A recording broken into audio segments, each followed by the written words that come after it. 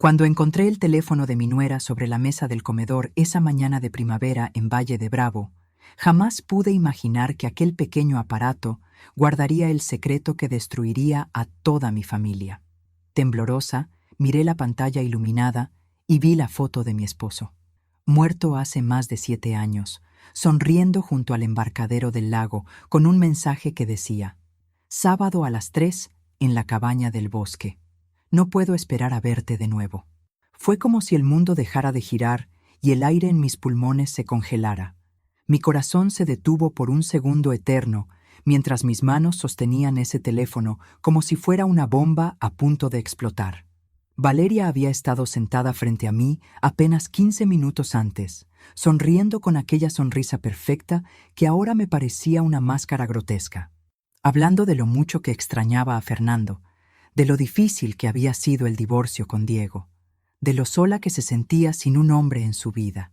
«Carmen, eres como una madre para mí», me había dicho tomando mi mano sobre la mesa, sus ojos aparentemente llenos de lágrimas sinceras. «No sé qué haría sin ti. Eres mi única familia de verdad». Mentiras. Todo eran mentiras. Lo que Valeria no sabía era que yo acababa de descubrir 3 años de mensajes entre ella y alguien usando el nombre de mi esposo muerto. Conversaciones llenas de palabras de amor, de planes futuros, de burlas crueles hacia mí. Y lo que ella tampoco sabía era que yo reconocí ese embarcadero en la foto, ese lugar específico del lago donde Fernando y yo celebramos nuestro 20º aniversario. El mismo lugar que él decía haber vendido años antes de su muerte, junto con la cabaña del bosque. Antes de continuar, asegúrate de estar suscrito al canal y escribe en los comentarios desde dónde estás viendo este video. Nos encanta saber hasta dónde están llegando nuestras historias. Aquella mañana de jueves había comenzado como cualquier otra en los últimos 7 años. Me desperté a las 6 de la mañana con el sol apenas asomándose sobre las montañas que rodeaban Valle de Bravo. Desde la ventana de mi habitación podía ver el lago brillando como un espejo de plata, las lanchas de los pescadores ya en el agua y más allá el letrero de nuestro restaurante, el Mirador del Lago. Fernando y yo habíamos comprado ese terreno junto al lago hace 35 años, cuando éramos apenas unos jóvenes soñadores con más ambición que dinero. Él trabajaba como mesero en un hotel en Toluca, yo era cajera en una tienda de abarrotes. Nos casamos a los 22 años, contra la voluntad de mi padre que decía que Fernando nunca sería alguien importante. Le probamos que estaba equivocado. Nos tomó 10 años de trabajo día y noche, de dormir poco y sacrificar todo, pero construimos el restaurante más querido de Valle de Bravo. Fernando cocinaba, yo atendía las mesas, luego contratamos empleados, luego ampliamos, luego nos convertimos en una institución del pueblo. «Lo logramos, Carmen», me había dicho Fernando en nuestro 30º aniversario, ambos parados en la terraza del restaurante viendo el atardecer sobre el lago. Desde la nada construimos algo que va a perdurar, algo que le vamos a dejar a Diego y a Mateo. Ahora, parada en esa misma cocina donde habíamos planeado nuestros sueños, me preguntaba cuánto de ese hombre había sido real, cuánto de su amor había sido genuino y cuánto había sido solo conveniencia. A las 7 de la mañana preparé café, el mismo café que Fernando amaba, café de olla con canela y piloncillo, una receta que su madre me había enseñado cuando éramos novios. Cada mañana durante 40 años preparé ese café. Cada mañana, incluso después de su muerte, seguía la rutina porque me hacía sentir que él todavía estaba conmigo de alguna forma. Qué estúpida había sido. A las 11:30 escuché la camioneta blanca de Valeria estacionarse frente a mi casa. Era puntual, siempre lo había sido. Otra de las cosas que yo admiraba de ella, su confiabilidad. «Puedes contar conmigo, Carmen», solía decir. «Familia es familia, y nosotras somos familia». La vi bajarse del vehículo a través de la ventana. Llevaba un vestido azul claro que resaltaba su figura todavía esbelta a sus 42 años. Su cabello negro recogido en un moño perfecto. Sus joyas discretas, pero claramente caras. Aretes de perlas, un collar delicado, un reloj que reconocí como un regalo de cumpleaños que se había comprado el año pasado. ¿Con qué dinero? Ahora me lo preguntaba. ¿Con el dinero del seguro de vida de Fernando? ¿Con el dinero desviado del restaurante? Abrí la puerta antes de que tocara. Valeria, qué bueno verte. Ella me abrazó, como siempre. Su perfume caro llenó mis fosas nasales. Ese perfume que costaba 3,000 pesos la botella y que ella se merecía, según decía. Carmen, te ves cansada. ¿Estás durmiendo bien? Tan bien como una viuda de 67 años puede dormir. Respondí con una sonrisa que sentí falsa en mi propio rostro. Pasamos al comedor. Yo había preparado chilaquiles verdes, huevos revueltos, frijoles refritos y pan dulce recién comprado en la panadería del pueblo. El desayuno tradicional que siempre compartíamos los jueves. Una tradición que ella había insistido en mantener, porque Fernando habría querido que cuidara de ti, Carmen. Todo se ve delicioso, dijo ella sentándose y sirviéndose café. Nadie cocina como tú. Diego es tan afortunado de tener una madre que cocina así. Era afortunado de tener una esposa hermosa también, dije observándola cuidadosamente. Todavía no entiendo por qué se divorciaron. Parecían tan felices. Algo cruzó por su rostro. Un microexpresión de ¿culpa? ¿Incomodidad? Desapareció tan rápido que casi pude haberlo imaginado. Las cosas se complicaron, Carmen. Ya sabes cómo es. Nos casamos muy jóvenes. Queríamos cosas diferentes de la vida. ¿Qué cosas? Bueno, ella tomó un bocado de chilaquiles, masticando lentamente como si estuviera ganando tiempo. Diego quería que yo fuera una esposa tradicional, que me quedara en casa, que cocinara, que limpiara, pero yo tengo mi carrera de diseño de interiores. Tengo ambiciones. No quería ser solo una ama de casa. Mentira. Diego nunca había querido eso. Él había apoyado su carrera desde el principio. Había cuidado a Mateo cuando ella tenía viajes de trabajo. Había pagado por sus cursos de diseño. ¿Por qué mentía sobre algo tan fácil de verificar? Entiendo, dije suavemente. Debe ser difícil para ti estar sola. ¿Estás saliendo con alguien? Ella se atragantó con el café. Tosió. ¿Qué? No, todavía no estoy lista para eso. El divorcio fue hace solo 2 años. Necesito tiempo. 2 años. El mismo tiempo que los mensajes en su teléfono mostraban que estaba viéndose con alguien que usaba la foto de Fernando. Las piezas comenzaban a encajar de formas horribles. Seguimos desayunando, haciendo pequeña charla sobre Mateo, sobre el restaurante, sobre el clima. Cada palabra sentía como arena en mi boca. Cada sonrisa de ella era un insulto. Cada «te quiero, Carmen» era una puñalada. A las 12:45, ella miró su reloj. «Ay, tengo que ir a la farmacia rapidito. Mateo necesita sus medicamentos para el asma». «¿No puedes recogerlos después?», pregunté. Pensé que íbamos a revisar los libros del restaurante. Sí, pero la farmacia cierra temprano los jueves. Es cosa de 20 minutos. Vuelvo enseguida y revisamos todo con calma. Se puso de pie, tomó su bolso de piel italiana que costaba más que mi renta mensual y caminó hacia la puerta. «Ah, ¿te puedo dejar mi teléfono aquí? La batería está por acabarse y no quiero llevarlo descargado». «Claro», dije tratando de sonar casual. «Lo dejo aquí en la mesa». Ella colocó el teléfono sobre la mesa del comedor, me dio un beso en la mejilla y salió. El sonido de su camioneta alejándose fue como el sonido de mi mundo colapsando.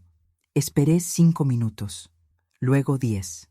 Necesitaba estar segura de que no regresaría por algo olvidado. Y entonces, con el corazón latiendo tan fuerte que podía oírlo en mis oídos, caminé hacia el teléfono. No iba a desbloquearlo. No iba a invadir su privacidad. Eso me repetía mientras mis pies me llevaban hacia la mesa. Pero entonces la pantalla se iluminó sola con una notificación, y mi mundo se detuvo. La foto de Fernando. Mi Fernando, muerto hace más de 7 años. Pero no era una foto vieja. Era Fernando con un suéter gris que nunca había visto, en un lugar junto al lago que me resultaba familiar, pero que no podía ubicar inmediatamente. Y debajo de la foto, el mensaje. Sábado a las 3, en la cabaña del bosque. No puedo esperar a verte de nuevo. Mis manos temblaban cuando tomé el teléfono. El mundo a mi alrededor se volvió borroso. ¿Cómo era posible? ¿Cómo podía Fernando estar enviando mensajes si estaba muerto? ¿Era esto algún tipo de truco cruel?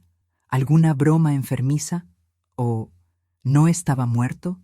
¿Era posible que todo hubiera sido una mentira? ¿Que el funeral, el ataúd, las lágrimas, todo hubiera sido teatro? No, eso era imposible. Yo había visto su cuerpo, había besado su frente fría, había llorado sobre su tumba cada domingo durante años. Pero entonces, ¿quién estaba enviando estos mensajes? ¿Y por qué Valeria respondía como si fuera realmente Fernando? Sabía que no debería. Sabía que estaba cruzando una línea. Pero algo más fuerte que mi moral, más fuerte que mi respeto por la privacidad, me impulsó a actuar. Desbloqueé el teléfono. Valeria siempre usaba la fecha de su boda con Diego como contraseña, 0312, mes y día. Lo había visto escribirla docenas de veces cuando me mostraba fotos de Mateo, cuando pagaba algo en línea, cuando revisaba su banca móvil frente a mí. La pantalla se abrió revelando la conversación completa con alguien identificado simplemente como F, con la foto de Fernando como imagen de perfil. Comencé a leer, y con cada línea sentí como si alguien me estuviera arrancando el corazón poco a poco. Buenos días, amor. Soñé contigo anoche. Yo también te extraño. Estos días sin verte son una tortura. La reunión con Diego fue incómoda. Casi me mira con sospecha. No te preocupes, él no sabe nada, es demasiado confiado. ¿Y la vieja? ¿Carmen sospecha algo? Para nada. Sigue tan ingenua como siempre. Hoy me dijo que soy como una hija para ella. Me dio tanta risa. La vieja. Me llamaban la vieja.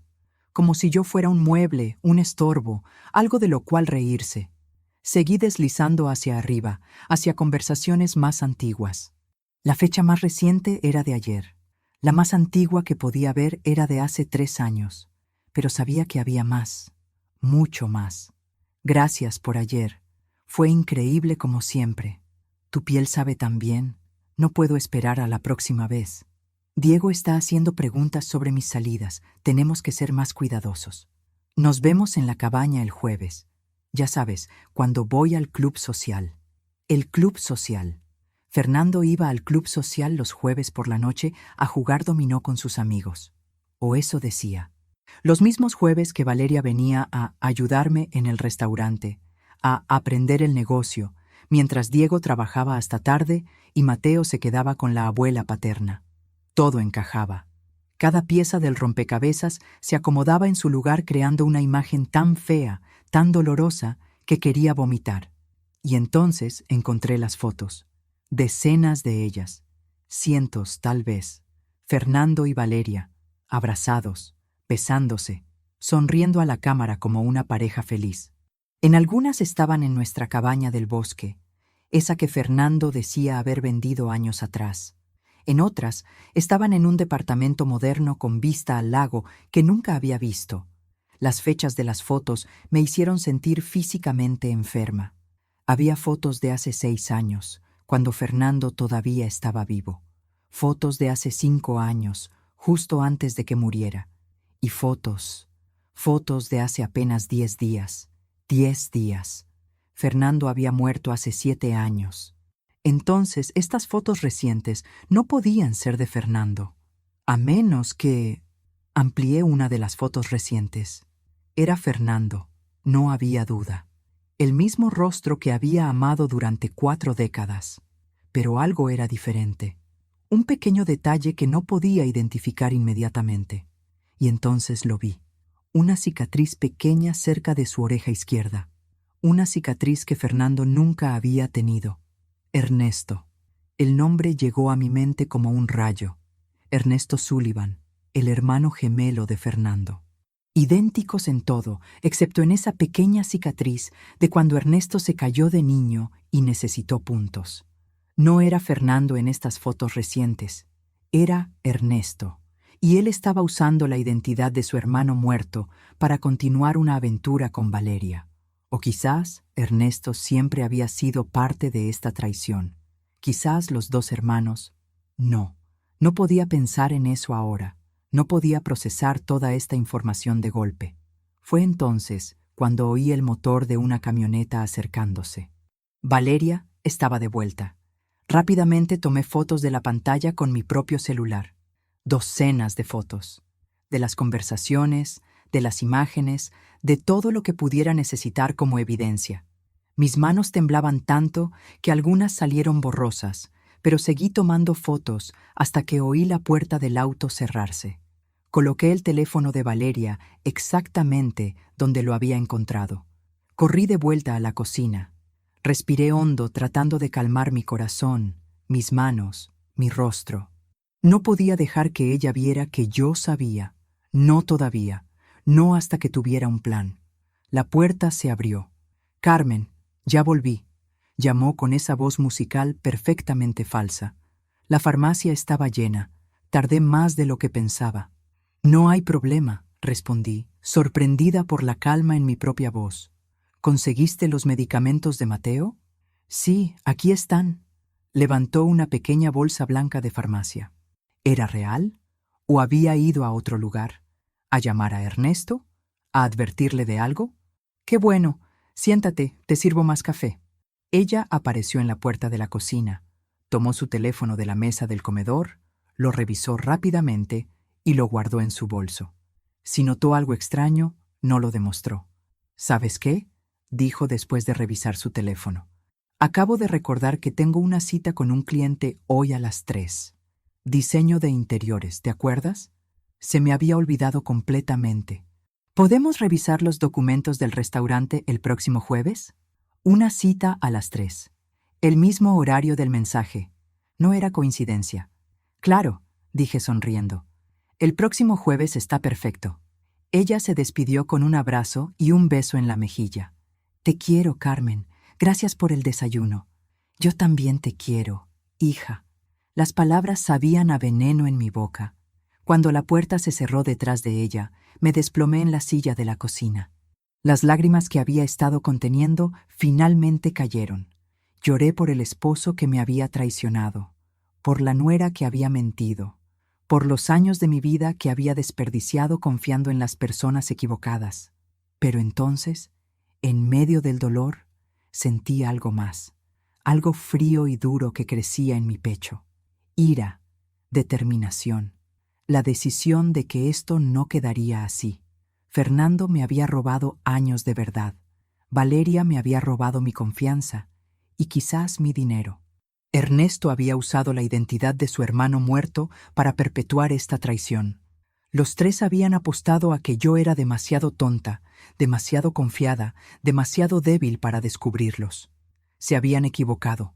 El próximo sábado a las 3 de la tarde, yo estaría en esa cabaña del bosque y descubriría exactamente qué estaba pasando. Y entonces haría justicia. Por mí, por Diego, por Mateo, por todas las personas que habían sido traicionadas y habían bajado la cabeza en silencio. Yo no bajaría la cabeza. No esta vez. Nunca más. Esa noche no dormí. Ni un minuto. Me quedé despierta en mi cama, mirando el techo, mientras las imágenes de las fotos y los mensajes se repetían una y otra vez en mi mente como una película de terror que no podía apagar. A las 3 de la madrugada, encendí la lámpara de noche y saqué mi teléfono. Revisé cada foto que había tomado de la pantalla del celular de Valeria. Las amplié, las estudié. Busqué cada detalle, cada pista, cada evidencia que pudiera ayudarme a entender la magnitud de esta traición. Y comencé a hacer una lista de todas las veces que algo había parecido extraño, pero que yo había ignorado, todas las señales que había estado demasiado ciega, demasiado confiada para ver. Traición 1. La cabaña vendida, 3 años antes de la muerte de Fernando.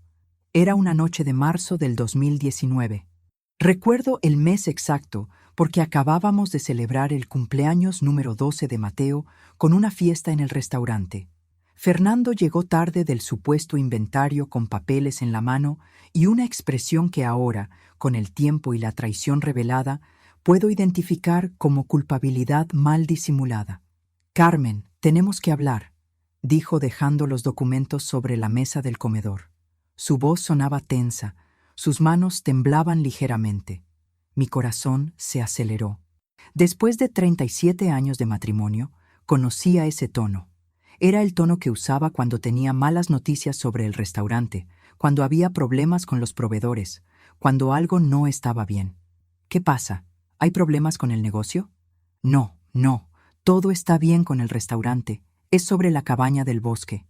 Se sentó frente a mí, evitando mi mirada, jugando con un lápiz sobre la mesa. La vendí. Las palabras no llegaron de inmediato a mi cerebro. ¿Qué? Vendí la cabaña. Ya sabes que casi nunca la usamos, Carmen. El mantenimiento es caro.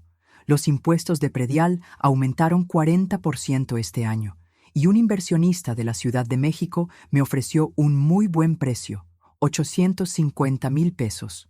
Fue una oportunidad que no podía dejar pasar. Me quedé paralizada, mirándolo como si fuera un extraño. Fernando, ¿vendiste nuestra cabaña? ¿Sin consultarme? ¿Sin siquiera preguntarme? Fue una decisión de negocios, Carmen. Rápida. El tipo iba a retirar la oferta si no firmaba ese día. Pero esa cabaña tiene nuestros recuerdos. Sentí las lágrimas quemar mis ojos. Ahí llevábamos a Diego cuando era niño. Ahí pasamos nuestro 20º aniversario. Ahí. Fernando, esa cabaña era parte de nuestra historia. Él finalmente me miró, y sus ojos tenían esa dureza que rara vez mostraba conmigo. Una frialdad que me asustó. Por eso mismo, amor. Son solo recuerdos. Papel mojado. El dinero es real. Lo voy a invertir en ampliar el restaurante, en hacer una terraza nueva con vista al lago. Algo que realmente nos genere ingresos. ¿Dónde está el dinero? Quiero verlo. Está en el banco, en una cuenta de inversión, generando intereses. Te voy a mostrar los papeles después. Pero nunca me mostró ningún papel. Nunca vi esa terraza nueva. Nunca vimos un peso de esos supuestos 850,000 pesos de la venta. Ahora entendía por qué. La cabaña nunca se vendió. Los papeles que Fernando me mostró esa noche eran falsos, probablemente impresos por él mismo. La cabaña siguió siendo nuestra propiedad, escondida en documentos que yo nunca revisaba porque confiaba en mi esposo. Y esa cabaña se convirtió en el nido de amor perfecto para él y Valeria. Aislada en el bosque de pinos, a 20 minutos del pueblo por un camino de tierra, donde nadie los vería, donde podrían encontrarse sin miedo a ser descubiertos, donde podrían construir su vida secreta mientras yo trabajaba en el restaurante, inconsciente, confiada, estúpida. Traición, Vir 2. Los viajes de negocios de Valeria, 2 años antes de la muerte. Fue en septiembre del 2020 cuando Valeria comenzó con sus viajes mensuales a Guadalajara. Diseño de interiores, decía. Convenciones, reuniones con proveedores, oportunidades de negocio que no puedo perder. Diego estaba tan orgulloso de ella. Mamá, ¿no es increíble que Valeria sea tan dedicada a su carrera? Muchas esposas se conforman con quedarse en casa, pero ella quiere más, es tan ambiciosa. Es maravilloso, hijo, le decía yo, sin saber que cada viaje de negocios era una mentira más. Carmen, ¿puedes quedarte con Mateo este fin de semana?, me pedía Diego cada vez que Valeria tenía una de sus convenciones. Valeria tiene una oportunidad importante en Guadalajara, una cliente que quiere rediseñar su hotel completo. Claro, hijo, tráelo cuando quieras. Sabes que me encanta pasar tiempo con mi nieto. Y yo, feliz de poder cuidar a Mateo, de poder leerle cuentos antes de dormir y hacer galletas con él los sábados por la mañana, jamás cuestioné por qué Fernando también tenía reuniones de proveedores esos mismos fines de semana. Voy a Toluca a ver a ese distribuidor de vinos nuevo, decía Fernando los viernes por la tarde, empacando una maleta pequeña. Dice que tiene unos vinos españoles excelentes a buen precio. Vuelvo el domingo por la noche. ¿No prefieres que vaya contigo? Podríamos hacer un fin de semana romántico. No, amor. Son puras reuniones aburridas de negocios. Tú disfruta de tu tiempo con Mateo. ¿Se ven tan felices juntos? ¡Qué conveniente! ¡Qué perfectamente coordinado! Valeria iba a Guadalajara. Fernando iba a Toluca. Y seguramente ambos terminaban en algún hotel de lujo pagado con el dinero de mi ignorancia, riéndose de lo fácil que era engañarme. Revisé mis viejos calendarios esa madrugada. Conté los fines de semana. En los 2 años antes de la muerte de Fernando, hubo 18 viajes de negocios de Valeria y 18 reuniones con proveedores de Fernando, todas en las mismas fechas, todas perfectamente alineadas. 18 veces me mintieron en la cara. 18 veces besé a mi esposo en la mejilla mientras él salía a traicionarme. 18 veces abracé a mi nuera y le dije, «Ten un buen viaje», mientras ella planeaba su escapada con mi marido. Traición. Una 3. El seguro de vida, 1 año antes de la muerte. En abril del 2021, Fernando aumentó su seguro de vida de 1 millón a 5 millones de pesos. Vino a casa una tarde con un agente de seguros y me pidió que firmara como beneficiaria.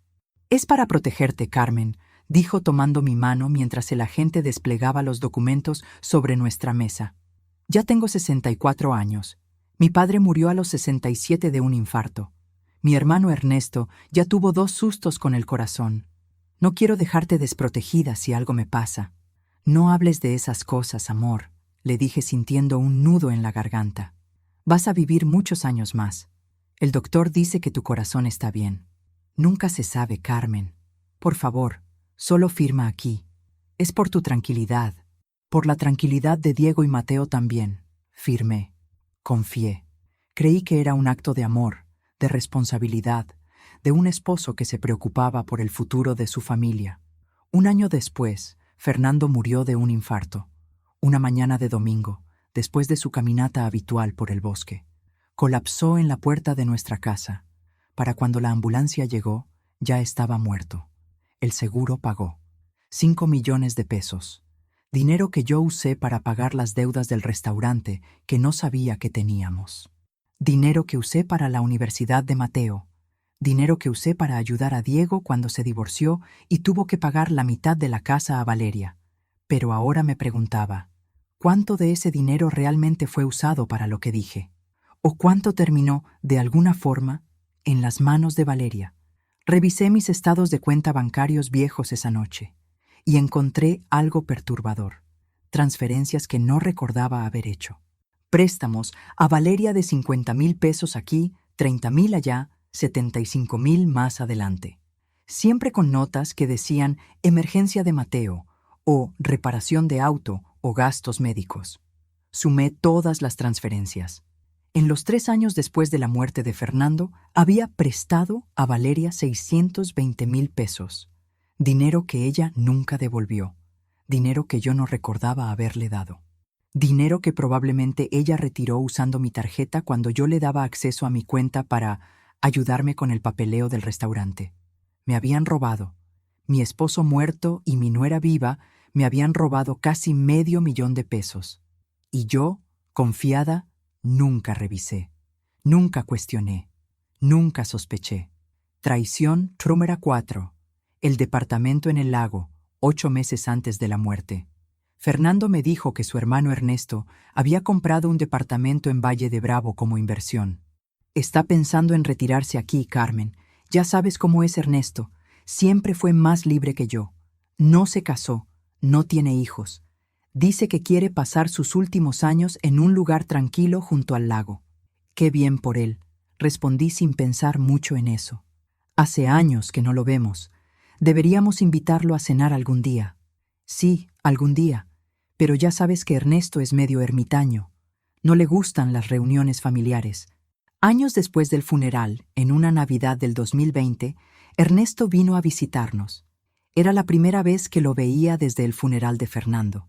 Me impactó ver lo idénticos que eran.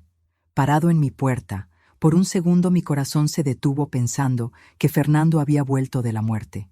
Pero no, era Ernesto, con la pequeña cicatriz cerca de su oreja izquierda, con el mismo rostro, la misma voz, pero una energía diferente, más fría, más distante.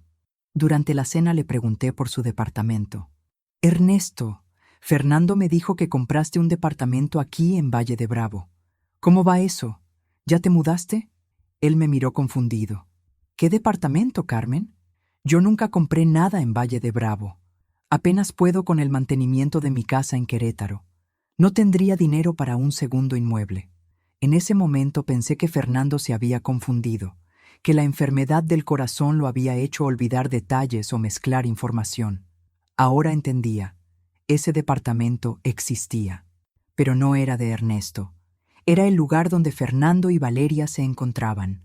Otro nido de amor comprado probablemente con el dinero ahorrado de la supuesta venta de la cabaña. ¿Y Ernesto? ¿Ernesto realmente no sabía? ¿O estaba mintiendo esa Navidad porque yo todavía no debía saber la verdad? O quizás las fotos recientes, las fotos de Fernando con Valeria que databan de hace apenas semanas. Pero Fernando llevaba 7 años muerto. Entonces esas fotos solo podían ser de una persona, Ernesto. Mi cerebro luchaba por procesar esta posibilidad horrible. ¿Ernesto había estado involucrado desde el principio? ¿Los hermanos gemelos compartían a Valeria? ¿O Ernesto simplemente tomó el lugar de su hermano después de la muerte, continuando la aventura como si nada hubiera pasado? Traición número 5. La amistad entre Valeria y yo, después de la muerte. Después del funeral, Valeria se convirtió en mi sombra. Venía a visitarme 3, a veces 4 veces por semana. Pasábamos horas hablando de Fernando, llorando juntas, compartiendo recuerdos. Carmen, necesitas salir más. No es sano quedarte encerrada en esta casa llena de recuerdos tristes, me decía. No puedo, Valeria. Todo me recuerda a él. La cocina donde desayunábamos juntos, la sala donde veíamos televisión, la cama donde... Lo sé, lo sé. Yo también lo extraño terriblemente, decía tomando mi mano, con lágrimas perfectamente sinceras corriendo por sus mejillas. Fernando era como un padre para mí. Era el hombre que me hubiera gustado que mi propio padre fuera. Sabio, trabajador, cariñoso. Cariñoso. Esa palabra ahora me enfermaba. Por eso necesitas salir, continuaba ella. Vamos al cine, o a tomar café, o simplemente a caminar por el malecón. Yo te acompaño. No deberías estar sola en tu dolor. Y yo, agradecida por su compañía, por no estar completamente sola en mi viudez, aceptaba. Salíamos, hablábamos. Ella me hacía reír con anécdotas de Mateo. Me ayudaba a elegir ropa nueva, porque tienes que dejar de usar negro todo el tiempo, Carmen. Fernando no habría querido verte así. Cada abrazo era una traición. Cada palabra de consuelo era una mentira. Cada te quiero como a una madre era un insulto disfrazado de afecto. Y yo le abrí mi corazón completamente. Le conté mis miedos de quedarme sola para siempre. Le confesé que a veces sentía que Fernando me había abandonado al morirse. Le mostré mi vulnerabilidad más profunda. Eres como la hija que nunca tuve, le dije una tarde mientras tomábamos café en mi cocina. Diego es maravilloso, pero siempre quise tener una hija también, y ahora te tengo a ti. Ella sonrió y apretó mi mano. Y tú eres la madre que siempre quise tener, Carmen. Mi verdadera madre murió cuando yo tenía 15 años. Mi padre se volvió a casar con una mujer horrible, pero tú me aceptaste desde el principio. Me trataste con amor. Nunca olvidaré eso. Mentiras. Todo eran mentiras perfectamente ensayadas. Cada palabra diseñada para manipularme, para ganar mi confianza, para tener acceso total a mi vida, a mi dinero, a mis secretos. Traición, número 6. El control del restaurante. 1 año después de la muerte. 1 año después de la muerte de Fernando, Valeria me sugirió que pusiera su nombre en algunos documentos del restaurante. Estábamos revisando papeles en mi oficina cuando sacó el tema casualmente. Carmen, he estado pensando, dijo mientras organizaba facturas en pilas ordenadas. ¿Qué pasaría si algo te ocurriera? Con el restaurante, quiero decir. Si tuvieras un accidente, una enfermedad repentina, Dios no lo quiera.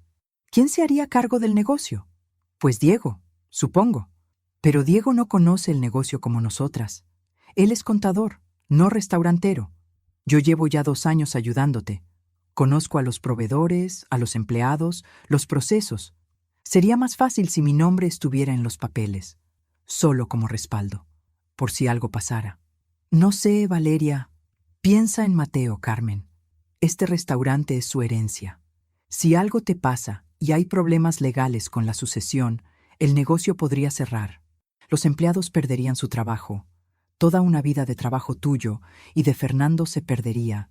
Pero si yo estoy en los documentos, puedo mantener todo funcionando hasta que Mateo sea mayor de edad y pueda hacerse cargo. Sonaba razonable. Diego apoyó la idea cuando le pregunté: «Mamá, Valeria tiene razón. Es mejor prevenir. Ella conoce el negocio casi tan bien como tú. Y es familia. Podemos confiar en ella». Confiar. Esa palabra que se volvió veneno. Firmé. Le di acceso a las cuentas bancarias del restaurante. La puse como cosignataria en varios documentos importantes. Le di prácticamente las llaves de mi vida entera. Y ella usó ese acceso para robar, poco a poco, en cantidades pequeñas que yo nunca notaría en los estados de cuenta mensuales. 5,000 pesos aquí para reparaciones urgentes. 10,000 allá para reemplazar el refrigerador industrial. 15,000 más para renovar el menú con un diseñador gráfico. Algunas de esas cosas eran reales. El refrigerador sí se reemplazó. El menú sí se renovó. Pero los costos estaban inflados. El refrigerador, que costaba 35,000, ella lo reportó como 50,000 y se embolsó la diferencia. El diseñador gráfico, que cobraba 8,000, ella lo reportó como 15,000. Pequeños robos, constantes, durante casi 2 años, que sumaban. ¿Cuánto? Tendría que revisar todo con un contador forense, pero estimaba fácilmente 400,000 pesos más. Tal vez medio millón. 1,000,000 de pesos en total, tal vez más. Robados de mí, de mi negocio, de mi vida, mientras yo sonreía y la llamaba hija. Esa madrugada del viernes, después de descubrir el teléfono, después de revisar todas estas traiciones una por una, tomé una decisión. No iba a llorar más. No iba a victimizarme. No iba a hundirme en la autocompasión. Iba a actuar. A las 6 de la mañana busqué en Google Investigador Privado Toluca. Encontré una agencia llamada Investigaciones Profesionales García y Asociados, con buenas reseñas. Llamé tan pronto como abrieron a las 9 a.m. «Buenos días, me gustaría contratar sus servicios», dije cuando una recepcionista contestó. «Por supuesto, señora. ¿Podría decirnos de qué tipo de investigación se trata? Infidelidad, robo, fraude y posible suplantación de identidad». Hubo una pausa. «Eso suena complicado. ¿Puede venir a nuestra oficina en Toluca esta tarde para discutir los detalles? Estaré ahí a las 2 p.m. La oficina estaba en el 3er piso de un edificio comercial en el centro de Toluca. El investigador que me atendió se llamaba Ricardo García, un hombre de unos 50 años con expresión seria y modales profesionales. Le conté todo, cada detalle. Le mostré las fotos que había tomado de la pantalla del teléfono de Valeria. Le expliqué sobre Fernando, sobre Ernesto, sobre las traiciones financieras. Él escuchó sin interrumpir, tomando notas en una libreta. Cuando terminé, silbó bajito. «Señora Carmen, esto es más complicado de lo que parece. Si su sospecha es correcta y el hermano gemelo está usando la identidad de su esposo fallecido, eso es un delito federal. Suplantación de identidad, posible fraude bancario, robo de herencia. ¿Puede ayudarme a probarlo? Puedo, pero va a ser costoso. Necesito vigilancia 24/7 por al menos 2 semanas. Necesito rastrear movimientos, sacar fotos, videos, documentar todo.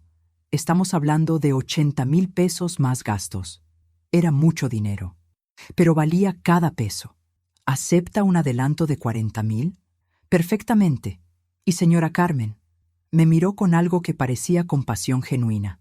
Prepárese. Lo que vamos a descubrir probablemente será peor de lo que imagina. En estos casos siempre es peor. Ya nada puede ser peor que lo que ya descubrí. Él negó con la cabeza lentamente. Eso es lo que todos dicen. Y siempre se equivocan. La vigilancia comenzó ese mismo viernes por la tarde. Ricardo asignó a 2 investigadores para seguir a Valeria. Otro más fue asignado para investigar a Ernesto en Querétaro. El sábado es su supuesta cita en la cabaña, ¿verdad?, me preguntó Ricardo. Sí, a las 3 p.m. Perfecto. Tendremos fotógrafos y camarógrafos posicionados desde las 2. Vamos a documentar todo. ¿Quién llega? ¿En qué vehículo? ¿Cuánto tiempo se quedan? Todo. Yo quiero estar ahí. Señora Carmen, no es recomendable. No me importa. Necesito verlo con mis propios ojos. Necesito estar segura. Él suspiró. Está bien. Pero permanece en el auto conmigo, escondida. No puede confrontarlos. Todavía no. Si arruinamos la investigación ahora, pierden toda la evidencia. Asentí. Podía esperar. Un poco más. El viernes por la noche me permití un pequeño experimento. Llamé a Valeria. «Carmen, hola, ¿todo bien?» «Sí, sí. Solo llamaba para confirmar que vienes mañana a las 2 como quedamos». Otra pausa. Más larga. «Ay, Carmen, sobre eso. Mira, acabo de recordar que tengo esa cita con el cliente mañana. ¿Podríamos mejor dejarlo para el próximo jueves?» «Ah, es que realmente necesito revisar esos documentos de impuestos mañana. Son urgentes. ¿No puedes cambiar tu cita con el cliente?» «Es que es un cliente muy importante. Llevo meses tratando de conseguir este contrato. No puedo cancelarle». «Entiendo. Entonces no te preocupes. Veo si Diego me puede ayudar». «¿Segura? De verdad lo siento mucho, Carmen». «No te preocupes, hija. Tu carrera es importante. Ve a tu reunión. Eres la mejor. Te quiero». «También te quiero». Colgué con una sonrisa amarga. Ella había elegido. La cita con Fernando era más importante que mi supuesta urgencia. Me había mostrado exactamente dónde estaban sus prioridades. Perfecto. Ahora no tendría ningún remordimiento por lo que estaba a punto de hacer. El sábado llegó con un cielo azul perfecto y engañoso. Me desperté a las 6 a.m., incapaz de dormir más. Me vestí con ropa oscura y cómoda. Jeans negros, suéter gris, zapatos deportivos. Necesitaba poder moverme rápido si era necesario. A las 1:30 p.m., Ricardo me recogió en un auto sedán gris, el tipo de auto que nadie notaría. Manejamos hacia la cabaña del bosque en silencio. Yo estaba demasiado nerviosa para hablar. Él era lo suficientemente profesional para no presionarme. Llegamos a las 2:00 p.m. y estacionamos en el mismo lugar donde yo había estado la semana anterior, escondidos entre los árboles, con vista a la entrada de la cabaña. Otros 2 investigadores ya estaban posicionados en diferentes puntos, camuflados entre el bosque, con cámaras de largo alcance listas. «Ahora esperamos», dijo Ricardo. A las 2:50, una camioneta blanca apareció por el camino de tierra. Mi corazón se aceleró. Era ella. Valeria se bajó del vehículo, revisando su teléfono, arreglándose el cabello frente al espejo retrovisor. Llevaba un vestido verde esmeralda que nunca le había visto, tacones altísimos completamente inapropiados para el bosque y ese perfume caro que probablemente compró con mi dinero robado. Se quedó parada junto a la puerta de la cabaña, esperando, nerviosa, emocionada, como una adolescente esperando a su primer amor. «Cámara 1, zoom en la mujer», dijo Ricardo por radio. «Cámara 2, prepárense para el segundo vehículo». A las 3:05 llegó el otro vehículo, un jeep negro, y de él bajó Fernando. Mi corazón se detuvo, aunque sabía que no podía ser Fernando, aunque mi cerebro me decía que Fernando llevaba 7 años muerto y cremado, aunque intelectualmente entendía que tenía que ser Ernesto. Pero verlo con mis propios ojos fue como un golpe físico. Era Fernando, el mismo porte, la misma forma de caminar, el mismo rostro que había amado y odiado. Valeria corrió hacia él como en las películas románticas. Se abrazaron, se besaron con una pasión que me hizo sentir físicamente enferma. Y entonces él habló, y su voz atravesó el bosque hasta donde yo estaba. «Perdón por llegar tarde, amor. El tráfico desde Querétaro estuvo terrible». Querétaro. Ernesto. La confirmación que necesitaba. Era Ernesto, no Fernando. El hermano gemelo que había tomado el lugar de mi esposo muerto para continuar esta farsa enfermiza. «Todas las cámaras grabando», murmuró Ricardo. «Esto es oro». Los vi entrar a la cabaña de la mano, riendo, ajenos a los 3 pares de ojos que los observaban, ajenos a las cámaras que documentaban cada segundo. «¿Qué hacemos ahora?», pregunté con la voz temblorosa. «Esperamos, los dejamos estar, y cuando salgan, Tendremos evidencia suficiente de tiempo y lugar para probar la aventura. Esperamos 3 horas. 3 horas eternas en las que mi mente no dejaba de imaginar lo que estaban haciendo dentro de esa cabaña. En mi cabaña. La cabaña donde Fernando y yo habíamos pasado tantos momentos felices. A las 6:10 p.m. finalmente salieron. Ernesto besó a Valeria una última vez, una despedida larga y dramática antes de subirse al jeep. Valeria se quedó parada, viéndolo irse, con una mano en el corazón y una expresión que nunca le había visto, vulnerable, real, completamente enamorada. Cámara 1, sigan el jeep, ordenó Ricardo. Quiero placas, dirección, todo. Cámara 2, esperen a que la mujer se vaya y luego vayan a la propiedad a documentar el exterior. Cuando la camioneta de Valeria desapareció por el camino, Ricardo finalmente me miró. ¿Está bien? No lo estaba, pero asentí de todas formas. Necesito entrar a esa cabaña. Señora Carmen, necesito entrar. Por favor. Él suspiró. Está bien, pero solo 15 minutos, y no toque nada que pueda ser evidencia. Caminamos hacia la cabaña. Yo aún tenía la llave extra que Fernando había escondido años atrás debajo de una piedra junto a la ventana trasera. Mis manos temblaban mientras la metía en la cerradura. La puerta se abrió. El olor me golpeó primero. El perfume de Valeria mezclado con un aroma masculino que era y no era Fernando. La cabaña estaba exactamente como la recordaba, solo que ahora había evidencia de otras vidas viviendo aquí. Ropa de mujer en el armario, artículos de tocador caros en el baño, fotos de Valeria y Ernesto en todos lados, sonriendo, abrazados, felices como si fueran una pareja normal y no 2 traidores construyendo su felicidad sobre las ruinas de mi vida. En el buró junto a la cama encontré lo que cambiaría todo. Un folder con documentos legales, contratos. Ricardo, venga a ver esto, llamé. Él se acercó y comenzó a revisar los papeles, su expresión volviéndose más seria con cada página. Señora Carmen, esto es gravísimo. Aquí hay un contrato de venta del restaurante, firmado por usted, supuestamente. Yo nunca firmé eso.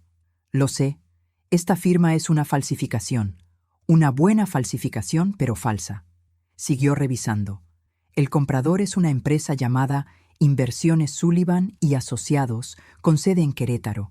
Esta es la empresa de Ernesto. Estaban planeando comprarse su propio restaurante usando su firma falsificada. El mundo giró. Se lo iban a robar todo. No solo mi dignidad, no solo mi confianza. Todo. Mi vida entera. El negocio que Fernando y yo construimos con nuestras manos durante 35 años. ¿Cuándo es la fecha de la supuesta venta? Ricardo verificó. En 2 semanas, el 15 de octubre. Teníamos 2 semanas para detener esto. 2 semanas antes de que mi vida entera fuera vendida debajo de mis narices. Tomé fotos de todo, dije con una calma que no sabía que poseía. Cada documento, cada página, necesito evidencia de todo. Mientras Ricardo fotografiaba los documentos, seguí explorando. Y encontré algo más, un cuaderno. Un diario con tapas de cuero escrito con la letra perfecta de Valeria. Lo abrí con manos temblorosas y comencé a leer. Y con cada palabra sentí como si alguien me estuviera arrancando el corazón poco a poco. 15 de marzo 2020. Fernando sigue sin sospechar nada. Es casi cómico lo ciego que es. Ernesto y yo nos reímos de él constantemente. Los hermanos gemelos me dicen, uno tan tonto y el otro tan listo. Fernando cree que me voy a divorciar de Diego para casarme con él, como si yo fuera a cambiar al gemelo rico y soltero por el gemelo pobre y casado. Le digo que sí para mantenerlo tranquilo mientras Ernesto y yo planeamos nuestro futuro. 3 de junio 2020. Fernando me pidió que terminara con Ernesto. Dice que está enamorándose de mí de verdad, que ya no puede compartirme, que quiere dejar a Carmen y casarse conmigo. Es patético. Le dije que necesito tiempo para pensar. La verdad es que Ernesto y yo ya decidimos. Fernando es el problema ahora. Es demasiado emocional. Está volviéndose un riesgo. 22 de agosto, 2020. Fernando me confrontó ayer. Dice que sabe que sigo viendo a Ernesto, que nos vio juntos en el departamento del lago. Amenazó con contárselo todo a Carmen y a Diego si no elegía. Ernesto dice que Fernando necesita calmarse o va a arruinar todo. Tiene razón. Fernando siempre fue el hermano débil. 15 de octubre, 2020. Todo salió según el plan. Fernando tuvo su infarto esta mañana. El doctor dijo que fue muerte natural, un ataque al corazón masivo. Solo Ernesto y yo sabemos la verdad sobre las pastillas que pusimos en su café durante 3 meses. Pastillas para la presión que lo matarían lentamente sin dejar rastro.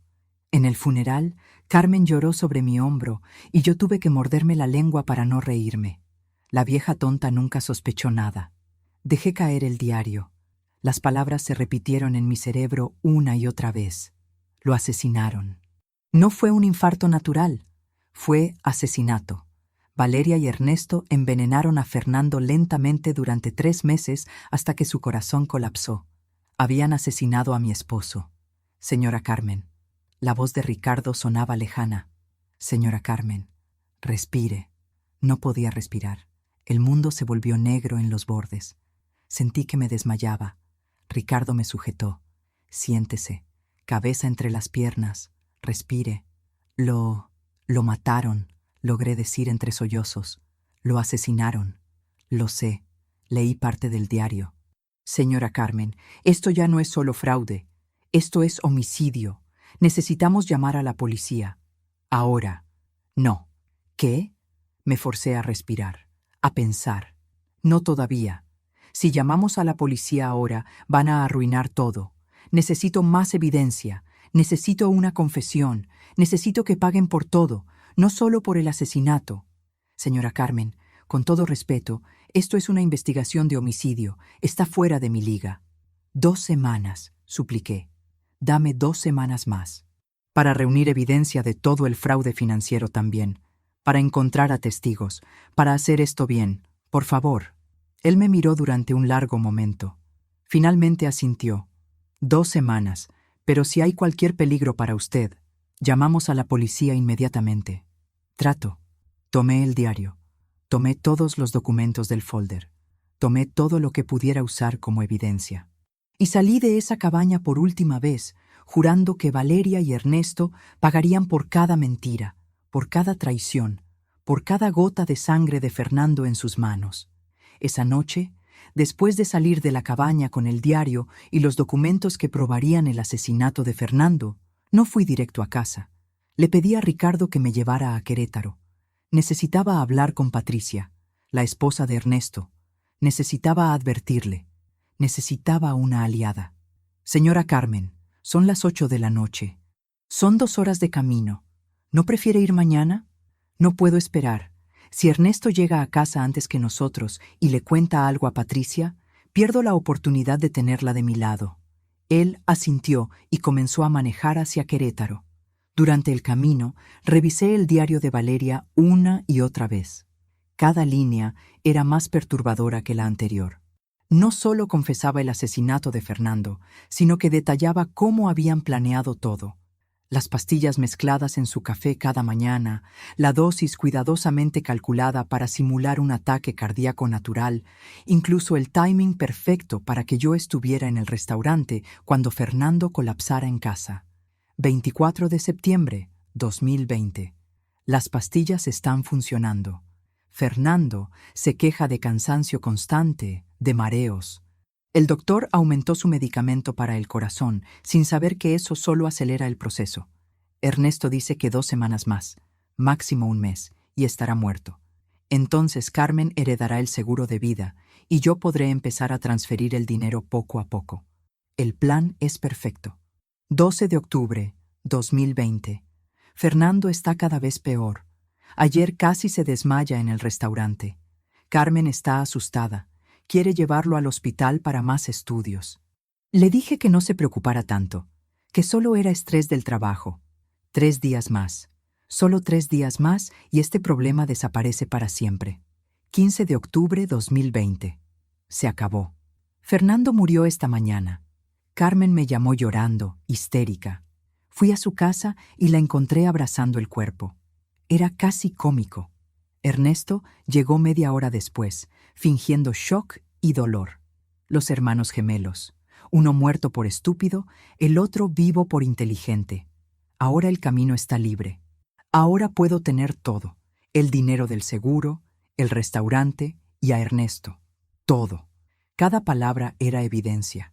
Cada confesión era una sentencia de prisión. Pero necesitaba más. Necesitaba pruebas forenses, testigos, una investigación oficial que reabriera el caso de la muerte de Fernando. Llegamos a Querétaro a las 10:15 p.m. La casa de Ernesto era una residencia grande en una colonia elegante. Luces encendidas en el segundo piso. El jeep negro estacionado en la entrada. Llegó antes que nosotros, murmuró Ricardo. No importa, aún tengo que hablar con Patricia. Toqué el timbre con el corazón latiendo fuerte. Una mujer de unos 60 años abrió la puerta. Tenía el cabello gris recogido en una cola de caballo, sin maquillaje, vestida con ropa cómoda de casa. Se veía cansada, derrotada. ¿Patricia Sullivan? Sí. ¿Quién es usted? Soy Carmen Thompson, la viuda de Fernando Thompson, el hermano gemelo de su esposo. Su expresión cambió inmediatamente.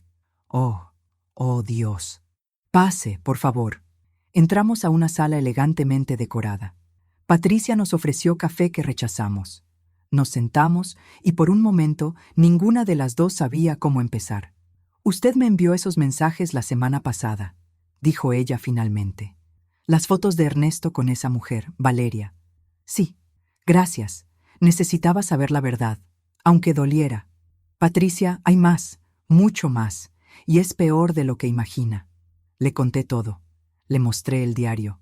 Le mostré los documentos del plan para robar el restaurante. Y finalmente, le mostré las páginas donde Valeria confesaba el asesinato de Fernando. Patricia palideció con cada revelación. Cuando terminé, tenía lágrimas corriendo por sus mejillas. Él mató a su propio hermano. Ernesto mató a Fernando. Con ayuda de Valeria, sí. Yo sospeché algo, hace años. Ernesto empezó a viajar constantemente a Valle de Bravo. Decía que era por negocios, que tenía clientes allá, pero los fines de semana eran demasiado frecuentes.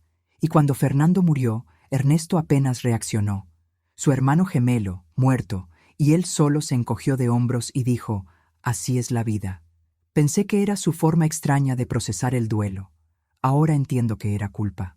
Patricia, necesito su ayuda. Necesito que testifique. Necesito que me ayude a poner a Ernesto en la cárcel donde pertenece. Ella me miró con ojos llenos de dolor, pero también de determinación. Haré más que testificar. Tengo acceso a todas sus cuentas bancarias, a todos sus documentos. Si hay evidencia del robo del dinero del seguro de vida, si hay evidencia del fraude, está en su oficina, y yo tengo las llaves. ¿Me dejaría revisar? Mejor aún, voy a revisar yo misma, esta noche, y voy a copiar todo lo que encuentre. Todo. Él está arriba.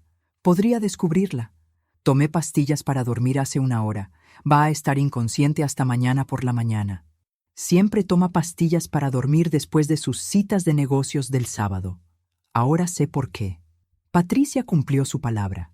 Esa noche, mientras Ernesto dormía en el segundo piso dopado con píldoras, ella bajó a su oficina y copió años de documentos financieros, transferencias bancarias, estados de cuenta, correos electrónicos con Valeria planeando cómo dividir el dinero robado, contratos falsos, firmas falsificadas. Para las 3 de la mañana tenía una caja llena de evidencia. Evidencia de fraude bancario, robo, falsificación de documentos y, lo más importante, registros de compras de las mismas pastillas que habían usado para asesinar a Fernando. Compras hechas a nombre de Ernesto 3 meses antes de la muerte de mi esposo. Con esto podemos reabrir la investigación de la muerte de Fernando, dijo Ricardo revisando los documentos. Esto es suficiente para que un fiscal pida una exhumación del cuerpo. Espere, usted dijo que lo cremaron. Sí. Entonces no podemos hacer una autopsia post-mortem, pero con el diario confesando el asesinato, con los registros de compra de las pastillas y con el testimonio de Patricia sobre el comportamiento extraño de Ernesto en esas fechas, Aún podemos construir un caso de homicidio. El lunes por la mañana fui con un abogado penalista. Le mostré todo: el diario, los documentos, las fotos, las grabaciones de video de Valeria y Ernesto en la cabaña. Su rostro se puso más serio con cada pieza de evidencia. Señora Carmen, esto es uno de los casos más completos que he visto.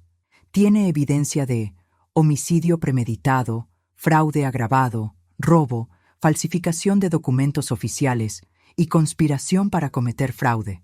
Estamos hablando de 20 a 30 años de prisión para cada uno de ellos si son convictos. ¿Cuándo podemos presentar las acusaciones? Necesito preparar el caso primero, organizar toda la evidencia de manera que sea irrefutable, contactar a testigos, preparar los documentos legales. Dame una semana. Tengo menos que eso. En 10 días planean vender mi restaurante usando documentos falsificados. Entonces, trabajaremos rápido. Puedo presentar una demanda de emergencia para congelar todos sus activos mientras se investiga el fraude. Eso detendrá la venta. Hágalo. El martes tuve que tomar la decisión más difícil de mi vida: decirle la verdad a Diego. Mi hijo merecía saber que su padre había sido asesinado, que su exesposa era una asesina y ladrona, que su hijo había estado bajo el cuidado de una criminal durante años. Lo llamé y le pedí que viniera a casa. Solo él, sin Mateo. Es importante, hijo, por favor. Diego llegó a las 6 p.m. Se veía preocupado. Mamá, ¿qué pasa? Me estás asustando. Nos sentamos en la misma mesa del comedor donde 2 semanas atrás había encontrado el teléfono de Valeria. Sentía como si hubiera pasado una vida entera desde ese día.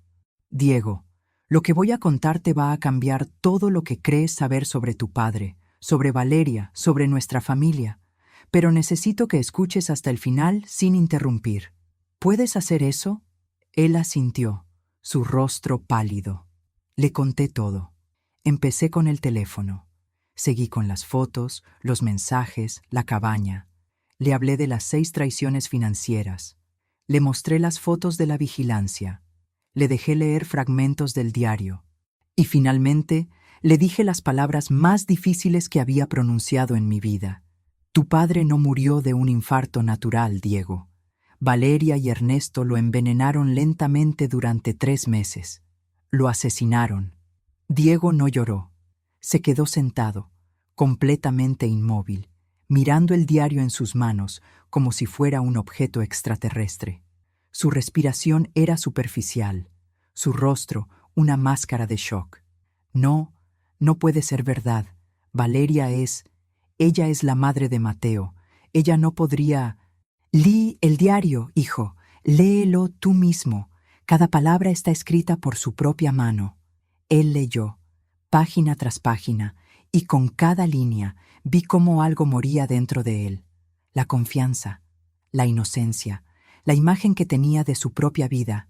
Cuando terminó, sus manos temblaban. ¿Cuánto tiempo lo has sabido, mamá? 2 semanas. Y no me dijiste antes porque necesitaba estar segura, porque necesitaba tener evidencia irrefutable, porque no podía llegar a ti con sospechas y destruir tu mundo si no estaba absolutamente segura de la verdad.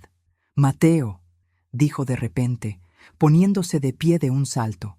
Mateo ha estado con ella. Dios mío, mi hijo ha estado viviendo con una asesina. Mateo está seguro. Valeria no le haría daño. Él es su hijo. ¿Cómo lo sabes?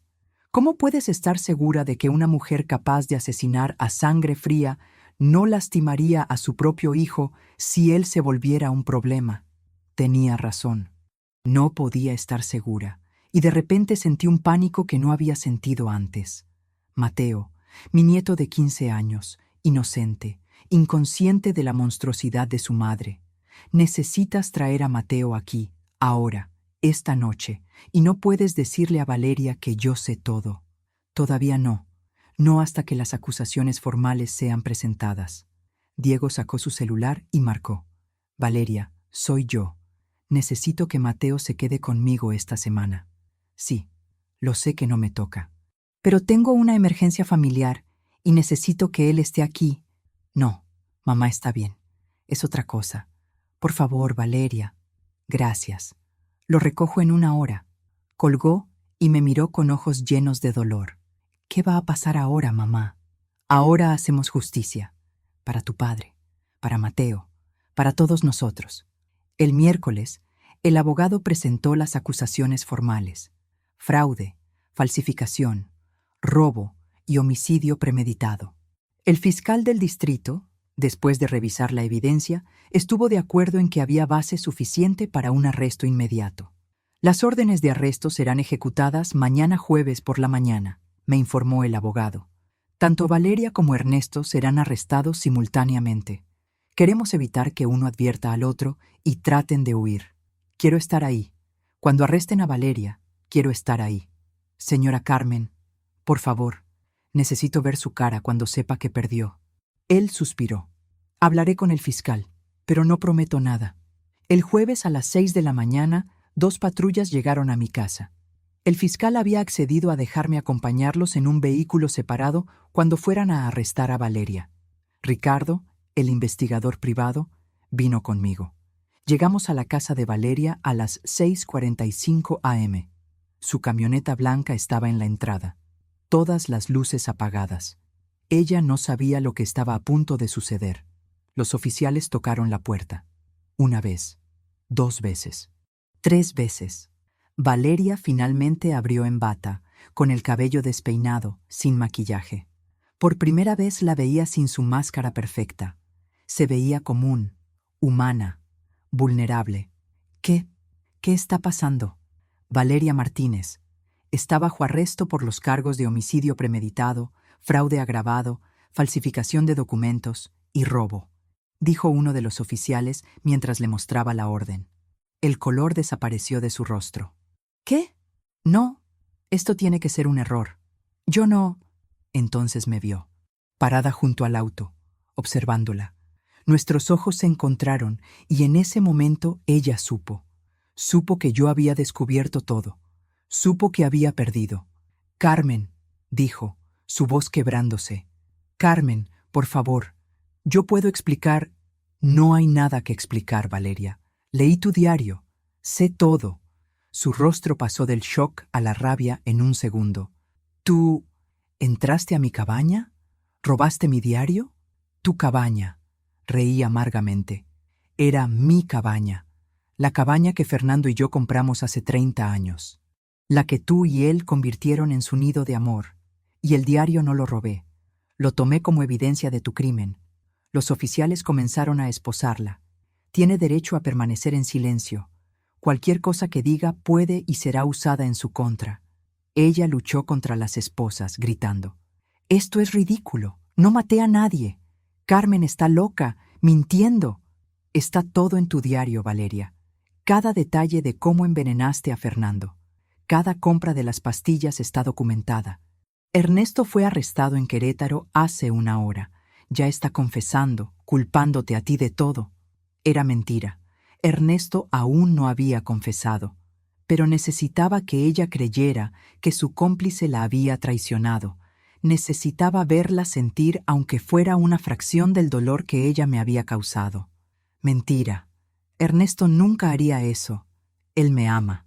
¿Te ama? Valeria, está casado. Siempre ha estado casado.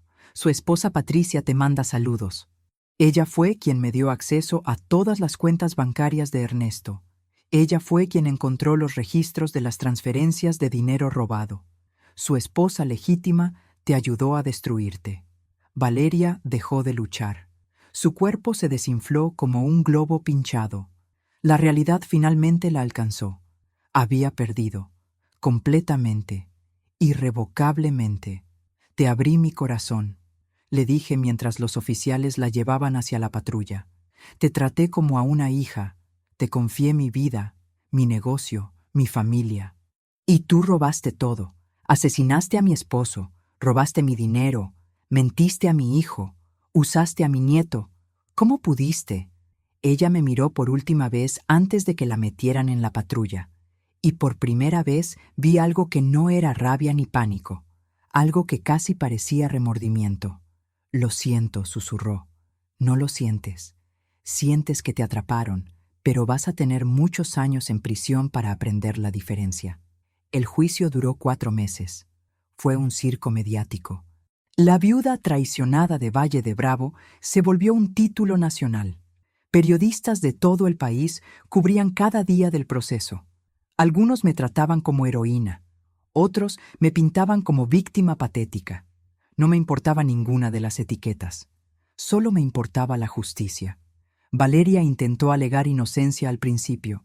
Su abogado argumentó que el diario era falso, plantado por mí para incriminarla. Pero los expertos en escritura confirmaron que era su letra. Los registros de compra de las pastillas estaban a su nombre. Los testigos, empleados del restaurante, vecinos, incluso el propio Diego, testificaron sobre su comportamiento sospechoso durante los meses previos a la muerte de Fernando. Y cuando Patricia subió al estrado y testificó sobre las conversaciones que había escuchado entre Ernesto y Valeria planeando resolver el problema de Fernando, la defensa de Valeria colapsó. Ernesto intentó una estrategia diferente. Admitió la aventura, pero negó el asesinato. Valeria me sedujo, dijo en el estrado con voz temblorosa. Ella me manipuló.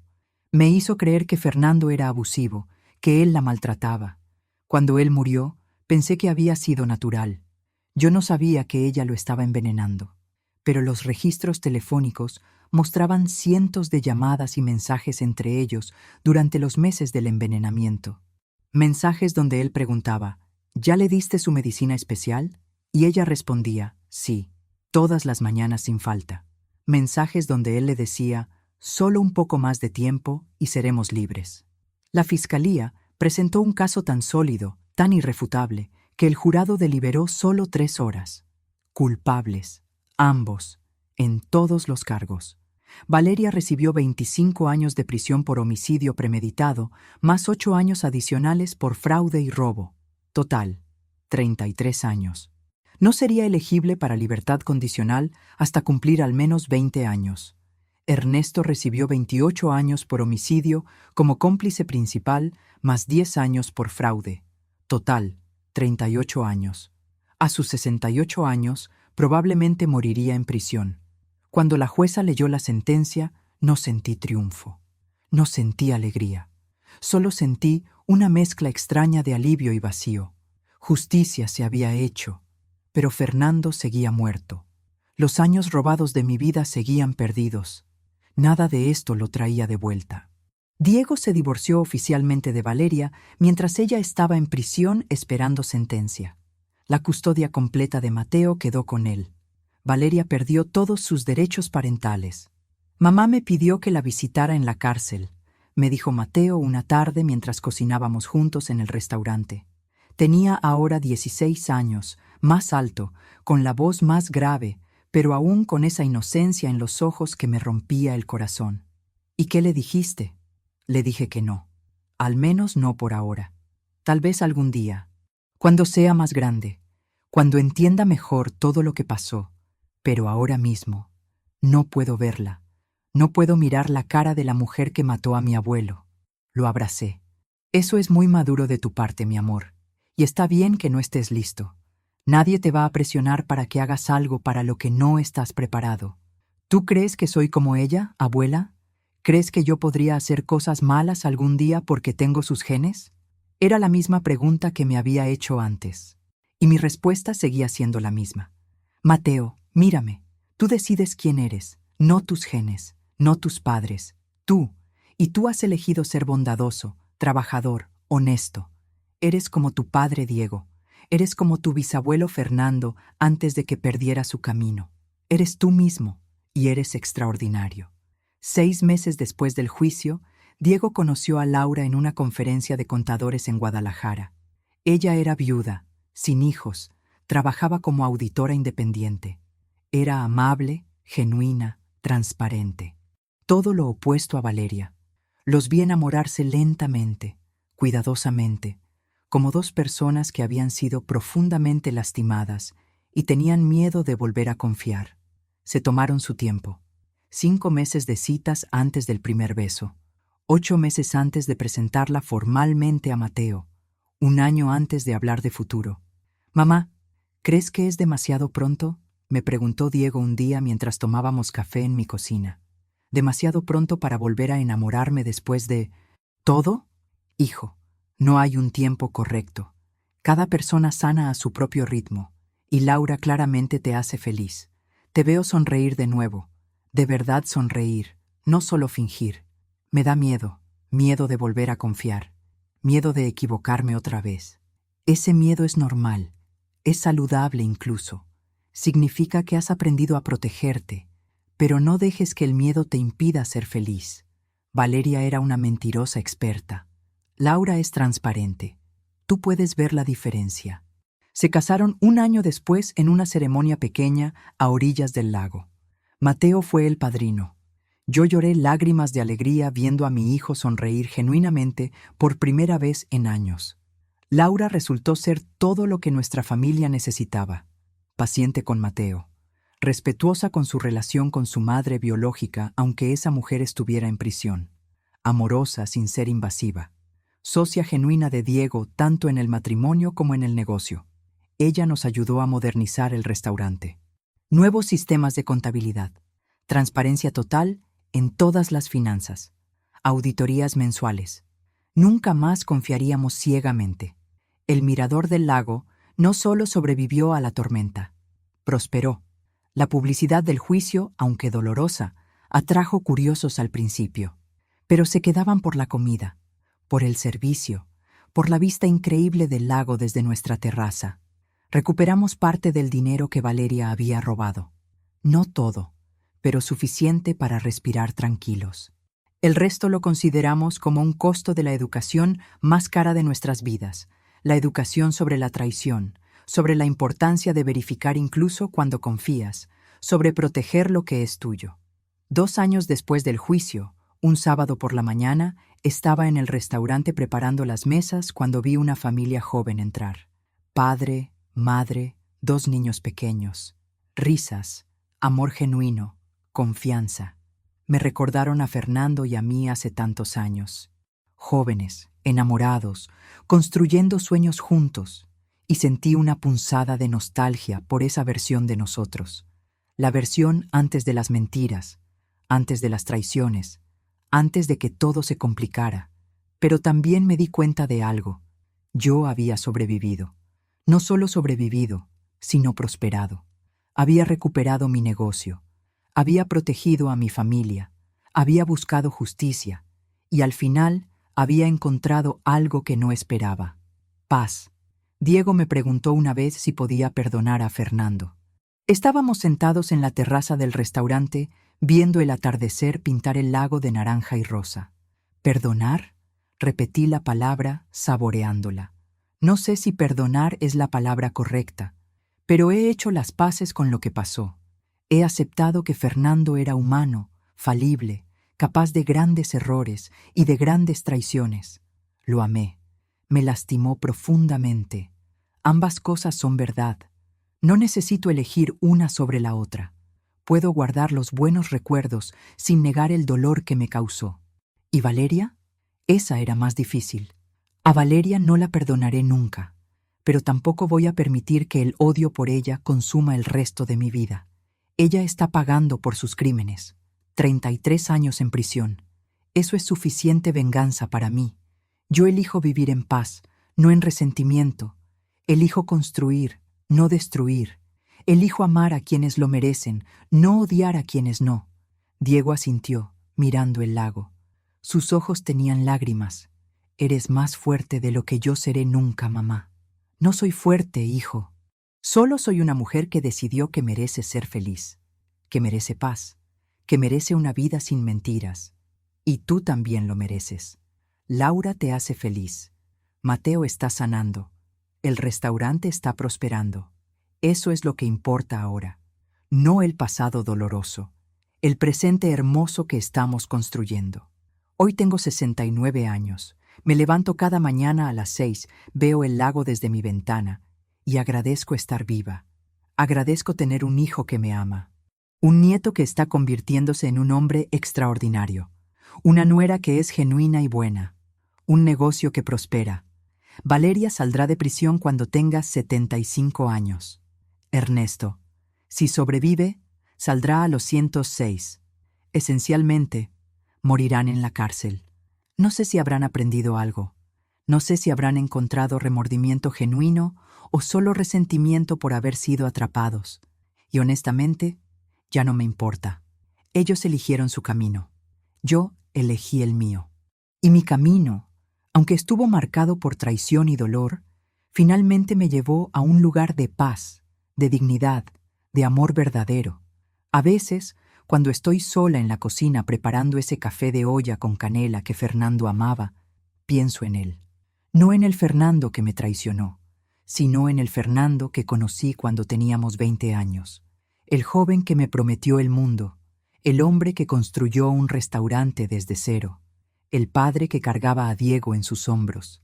Ese Fernando también existió. Y puedo honrar esos recuerdos sin perdonar sus traiciones. Las personas son complejas, las relaciones son complicadas, y la vida rara vez es tan simple como los cuentos de hadas nos enseñaron. Sobreviví a la peor traición de mi vida, y no solo sobreviví, prosperé, recuperé mi dignidad, protegí a mi familia, busqué justicia y encontré paz. Esa paz no vino del perdón, vino de la acción, de la decisión de no quedarme callada, de no bajar la cabeza, de luchar por lo que era correcto aunque fuera difícil y doloroso. Y esa dignidad, esa paz, ese amor propio que reconstruí desde las ruinas de la traición, nadie me lo puede quitar nunca. Si llegaste hasta aquí, si escuchaste toda mi historia, quiero hacerte algunas preguntas desde el corazón. Primera pregunta: ¿qué habrías hecho tú en mi lugar? ¿Habrías confrontado a Valeria inmediatamente al descubrir los mensajes? ¿O habrías esperado, como yo, para reunir evidencia irrefutable?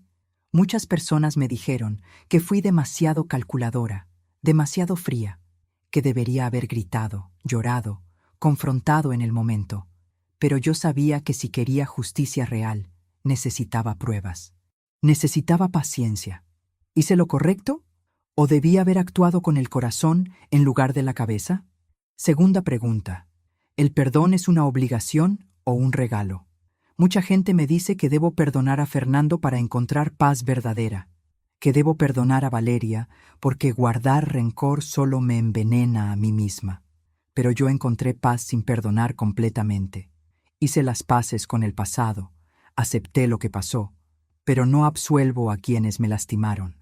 ¿Está mal eso? ¿Puedes encontrar paz sin perdón? ¿O estoy simplemente engañándome a mí misma? Tercera pregunta: ¿la justicia llega sola o se construye con dignidad? Yo tuve que luchar por justicia. Tuve que investigar, reunir pruebas, confrontar, actuar. Si hubiera esperado a que la verdad saliera a la luz por sí sola, probablemente nunca habría pasado. Valeria habría vendido mi restaurante, habría seguido robándome, y el asesinato de Fernando habría quedado como un infarto natural para siempre. ¿Cuántas traiciones se quedan enterradas porque las víctimas tienen miedo de actuar? ¿Cuántas personas sufren en silencio porque piensan que confrontar es ser problemático o vengativo? Y la pregunta final: ¿puedes amar a alguien y también odiar lo que hicieron? Porque yo amé a Fernando. Durante 40 años lo amé. Y aunque ahora sé que me traicionó, aunque sé que planeaba dejarme, aunque sé que murió en medio de su traición, no puedo borrar esos 40 años de amor genuino que sentí. ¿Eso me hace débil? ¿Me hace tonta? ¿O me hace humana? Déjame tus respuestas en los comentarios. Cuéntame tu propia experiencia con la traición si te sientes cómodo compartiéndola. Y si esta historia te tocó el corazón, si te sentiste identificado con alguna parte, compártela. Porque la traición es algo que demasiados de nosotros hemos vivido. Y saber que no estamos solos en el dolor, que otros han sobrevivido y prosperado, puede hacer toda la diferencia. Si te gustó esta historia, no olvides suscribirte al canal y activar la campanita para no perderte ningún relato. Y hazte miembro para tener acceso a videos exclusivos donde comparto más detalles de mi historia, respondo preguntas de los suscriptores y hablo sobre cómo reconstruir tu vida después de la traición. Recuerda, la dignidad no se pierde cuando otros nos traicionan. Se pierde solo cuando dejamos de luchar por lo que es correcto. Se pierde cuando aceptamos el abuso en silencio. Se pierde cuando dejamos que los traidores ganen. Yo no perdí mi dignidad. La recuperé, la reconstruí y la protejo cada día. Soy Carmen. Tengo 69 años. Esta fue mi historia. Y sobreviví para contarla. Hay vida después de la traición. Hay justicia cuando luchas por ella. Hay paz cuando la construyes con tus propias manos. Y siempre, siempre hay esperanza. Nunca dejes de luchar. Nunca bajes la cabeza. Y nunca, nunca permitas que te roben tu dignidad. Hasta la próxima historia, amigos. Y que nunca tengan que vivir algo como esto. Pero si lo viven, recuerden, pueden sobrevivir, pueden prosperar y pueden encontrar paz al otro lado del dolor. Gracias por escuchar, gracias por estar aquí y que Dios los bendiga a todos.